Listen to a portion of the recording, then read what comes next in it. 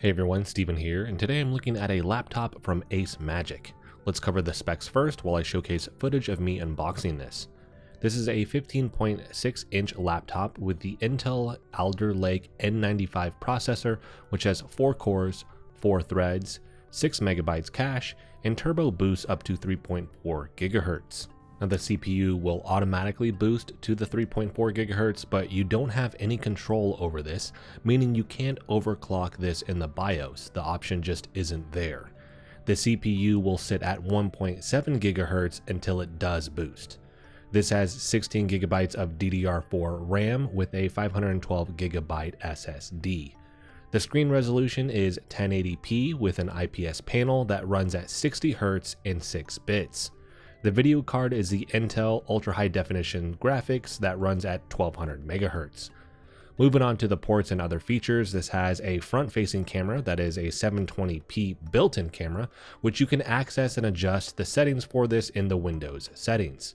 The built-in microphone is next to this and it works okay, but I do recommend for anyone that does Zoom meetings very frequently, you might want to get a dedicated microphone. There are dual speakers on the left and right hand side of the keyboard, which this is a full-size keyboard, which means it does include the number pad.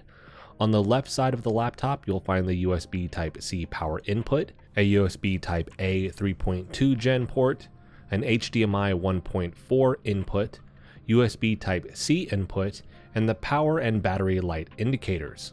On the right hand side, you'll have the headphone and microphone combo input, another USB Type-A 3.2 gen port, a USB-A 2.0 gen port, and an SD card reader. This has built-in Wi-Fi and Bluetooth 5.0. The battery is a 38 watt-hour integrated battery that the company claims can run for over 8 hours with general use. This weighs 3.75 pounds and is 0.66 inches thin. Inside of the box, you will find the laptop, power adapter, and instruction manual. This does have Windows 11 pre-installed, which is great. The price here is $399 with frequent coupons and sales. There's currently a $60 off coupon, which would bring this down to $339.99. This laptop is going to be geared towards schoolwork, light workflow, and media. So if you're a student that doesn't need to use heavy CPU or GPU bound programs for school, this will be a great option for you. If you work in a field that doesn't require heavy CPU or GPU processing either and deals mainly in text or online based workflow apps, then this is going to be a great option for you as well. And the built-in webcam is decent enough that it's going to be great for Zoom meetings, whether that is for work or school. If you just need a laptop for basic media consumption, like watching video, I think this is a great option too.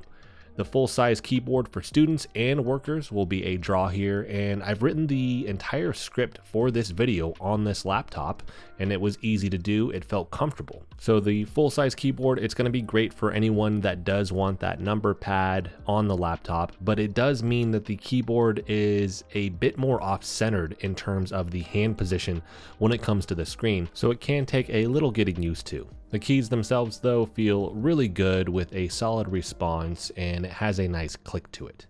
The larger touchpad is nice in terms of the amount of space that you have to use with it instead of being crammed down into a smaller space, but I have noticed that it can be a bit finicky sometimes when it comes to the inputs. Now I did say this would be best for anyone that doesn't need any heavy CPU or GPU power, but this still can play some games, so I wanted to show off some less graphically demanding games here, starting with Dead Cells, which is a retro pixel art style game, and this runs at a smooth 60 FPS. And that's at the 1080p resolution, so you don't actually have to drop that down like you do with some other games. You can see the performance metrics in the upper left hand corner, and the CPU does boost up to 2.6 gigahertz here, and I think performance with this game or any retro style game will be smooth as long as the game is optimized. So light gaming here is definitely possible, but moving on to a 3D style game, we have Subnautica, which is running at 720p. It won't really run at the 1080p. You do have to drop the resolution down, and this is with low settings. And here I'm getting 30 to 45 FPS. So it's definitely playable here, but I wouldn't expect anything more graphically demanding to really run. So I didn't even test more modern games as the hardware just isn't there with this device. But I gotta say, I'm pretty impressed that it could run these games and they still ran pretty smooth. Again, you start shifting over to more 3D games, just expect that you're most likely going to need to drop the resolution and you're not probably going to get the full 60 FPS, but the fact that it's still playable is pretty cool. Now, I was never able to get the CPU to boost up to the 3.4 gigahertz when gaming, unfortunately, but it was good to see that it actually does boost. With this, I was actually using an Xbox controller also, and I was playing via Bluetooth, and the connection was great here and it ran smooth, so Bluetooth does work very well here. Now, I didn't test the battery extensively to confirm the 8 hours of use time, but in general, after doing mainly workflow stuff like writing the scripts, I noticed I could get about a week with intermittent use before needing to recharge this again, so I think the battery life here is really good. And the total usage between these recharges I would say was roughly 6 to 8 hours with using this for the workflow and general internet use, but I was also doing some light game testing with this, so I'm quite happy with the battery life here. The screen won't blow you away compared to an OLED or any high-end laptop, but I'm glad they went with an IPS here as the colors look great. I'm really happy with the amount of ports here, and the built-in SD card reader is a nice touch.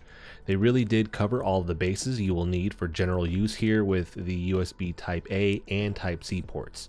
You can connect this to an external monitor via the HDMI port as well, so again, plenty of options for general use here. Next, let's do a quick test of the webcam and microphone. So this is going to be the front-facing camera. I think the quality here is pretty decent. I have one light over here and then obviously the ones behind me, and that's actually the setup that I was just recording some of the B-roll for this actual review on back there. But lighting's going to need to be decent with this, so it's going to be a pretty well-lit room, or at least have some lights on you. In terms of the audio, I'm actually adjusting everything in post because it just doesn't get quite loud enough, and that's with adjustments through Windows. So that is something to think about if you're going to need to absolutely use the microphone here.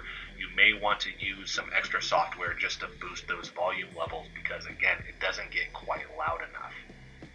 So it might not be the latest and greatest, but I'm surprised ACEMAGIC added this considering everything else they have here, and it speaks to the versatility of this laptop. So again, for anyone that will need this for work or school, you won't need to get a webcam on top of buying a laptop. The speakers here deliver a solid sound experience, and there's an audio input on the right hand side, so you're covered either way. The speakers get loud enough to get a good experience for the person using the laptop, but I wouldn't expect to use this to fill a whole room with sound for a party or to watch a show with a bunch of people. Overall, I think ACEMAGIC has delivered a solid laptop that won't break the bank and still has the performance for general use that you will need. Media consumption, work, school, and some light gaming are all possible with this laptop and at a fraction of the cost of what you will find on the market right now, so I think this is a solid choice for anyone that is currently looking to buy a laptop. I'll have a link for this in the description if you want to pick it up. If you have any questions about this that I didn't cover in this video, let me know in the comment section and I will make sure that I answer that for you there.